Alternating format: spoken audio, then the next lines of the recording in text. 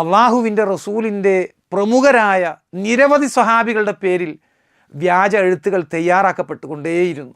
എല്ലാം ഉസ്മാൻ റളിയല്ലാഹു അൻഹുവിനെതിരായ ആക്ഷേപങ്ങൾ ഉന്നയിക്കുന്ന എഴുത്തുകളാണ്. അതിൻ്റെ എല്ലാം പുറകിൽ അബ്ദുല്ലാഹ് ഇബ്നു സബഇൻ്റെ പ്രവർത്തനങ്ങളായിരുന്നു എന്നർത്ഥം. ഈ ദുഷ്ടന് അന്ന് ഇസ്ലാമിക സാമ്രാജ്യത്തിൻ്റെ വിവിധ പ്രദേശങ്ങളിൽ ധാരാളം അനുയായികളുണ്ടായിരുന്നു. അവർ അദ്ദേഹവുമായി കത്തിടപാടുകൾ നടത്തി. ഉസ്മാൻ റളിയല്ലാഹു അൻഹുവിൻ്റെ കൽപ്പന അനുസരിച്ചുകൊണ്ട് ഗവർണർ ഞങ്ങളോട് ഇങ്ങനെയെല്ലാം ചെയ്തുകൊണ്ടിരിക്കുകയാണ്. ഞങ്ങൾ മദീനയിൽ ചെന്നപ്പോൾ ഉസ്മാൻ റളിയല്ലാഹു അൻഹു ഞങ്ങളോട് ഇങ്ങനെയൊക്കെയാണ് പെരുമാറിയത്.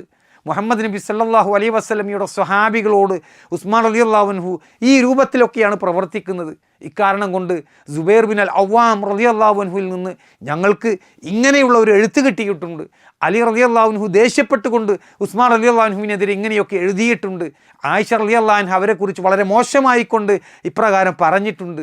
ഇതുപോലെ കള്ളത്തരങ്ങളുടെ ഒരു കൂമ്പാരം തന്നെ നിരന്തരമായിക്കൊണ്ട് ഈ സബഈയ വിഭാഗം ഉസ്മാൻ റളിയല്ലാഹു അൻഹുവിനെതിരെ ഉന്നയിച്ചു കൊണ്ടിരുന്നു.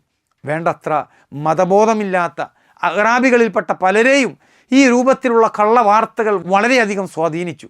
ഇതാണ് ഉസ്മാൻ റളിയല്ലാഹു അൻഹുവിൻ്റെ കൊലപാതകത്തിലേക്ക് എത്തിച്ച ഫിത്നയുടെ ഒരു വലിയ ഭാഗം.